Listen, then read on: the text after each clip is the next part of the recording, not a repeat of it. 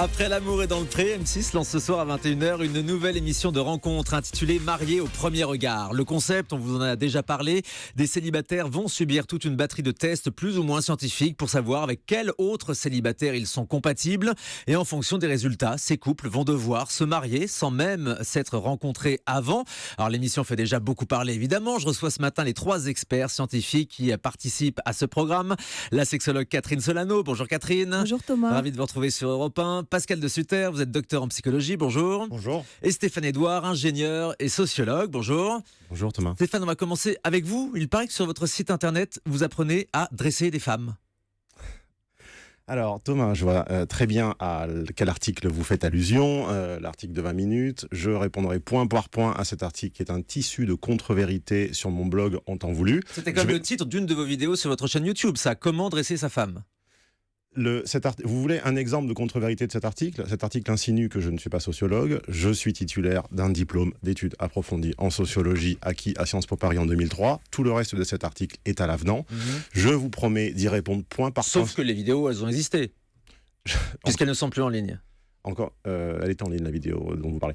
Je vous promets d'y répondre point par point. Là, on a la chance d'avoir ce soir une expérience de sociologie, de psychologie et de sexologie inédite en France. On est ravis d'en parler avec mes confrères. On va en parler, mais évidemment, je devais vous faire réagir effectivement à cette polémique, parce que les propos ont choqué, en fait. Les propos que vous tenez dans ces vidéos. Et j'y répondrai. Oui, vous parlez de certains types de femmes comme des allumeuses, je cite comme des petites salopes.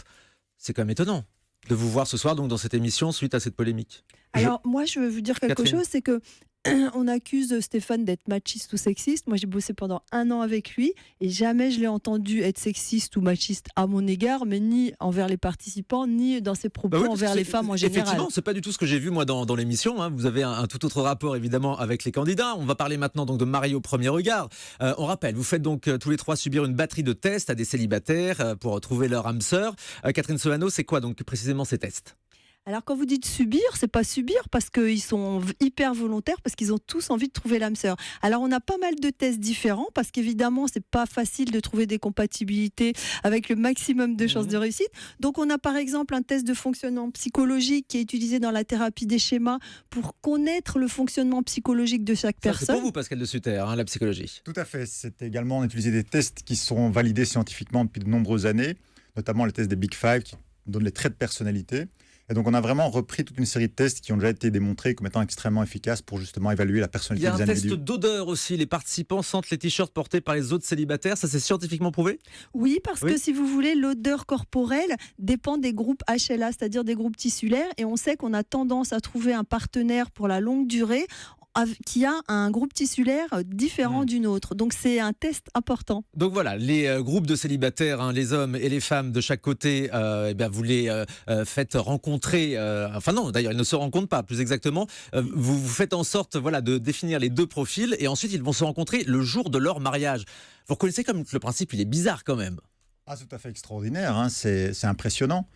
Mais c'était justement ça l'idée, c'est-à-dire qu'aujourd'hui, il y a vraiment des tas de possibilités de rencontres, et c'est un peu, je dirais, l'époque Kleenex. Quand quelqu'un nous sert plus, on le balance. Nous, ce qu'on voulait, c'est que les gens s'engagent.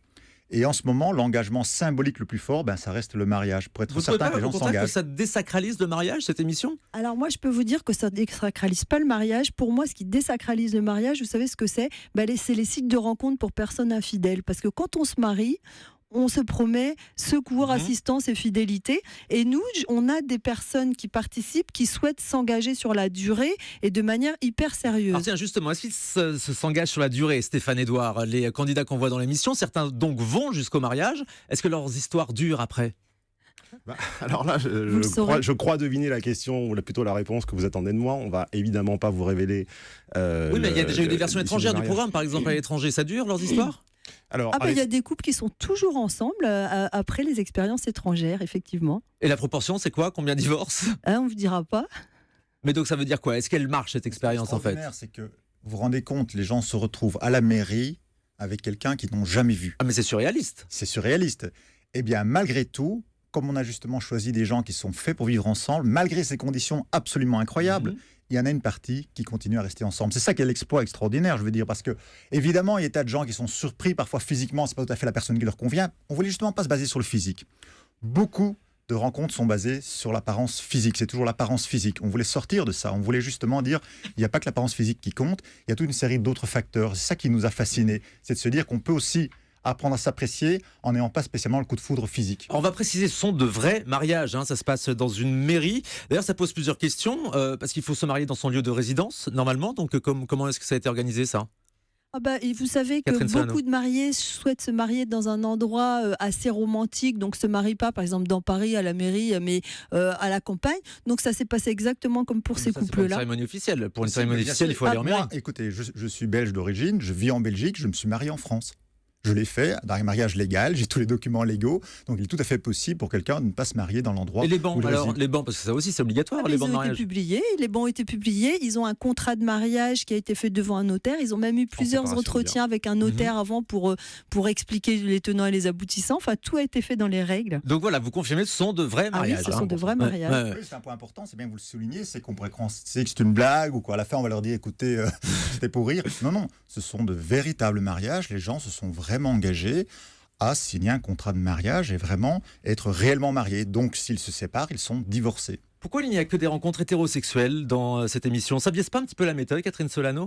Tout simplement parce qu'en pourcentage de la population, il y a beaucoup moins de personnes homosexuelles que de personnes hétérosexuelles. Donc on aurait été obligé d'embaucher toutes les personnes homosexuelles d'Île-de-France, par exemple, dans notre expérience. Et là, c'était pas tellement Mais si possible. un des participants avait été gay ou lesbienne, est-ce que vous lui auriez trouvé un partenaire de même sexe compatible ? Disons que là, on n'a pas trouvé un partenaire même de sexe opposé compatible à tout le monde. Mhm. C'est pas facile de trouver, donc c'était trop compliqué. Comme on dit en boutade, parce qu'on nous a déjà posé la question, ça sera peut-être pour la saison 12, je sais pas. Oui, ou la saison 2 si ça marche effectivement. Mais donc ça veut dire que vous avez explicitement demandé aux participants d'être hétérosexuels dans cette émission, Pascal ? On n'a pas demandé aux participants d'être hétérosexuels. On a fait en sorte que logistiquement, les gens puissent vivre ensemble, puisque le but du mariage, c'est de partager une habitation. Donc pour cela, il faut évidemment, qu'ils habitent l'Île-de-France, sinon c'est pas possible, on va pas faire déménager un Marseillais en Bretagne ou un Breton à Marseille.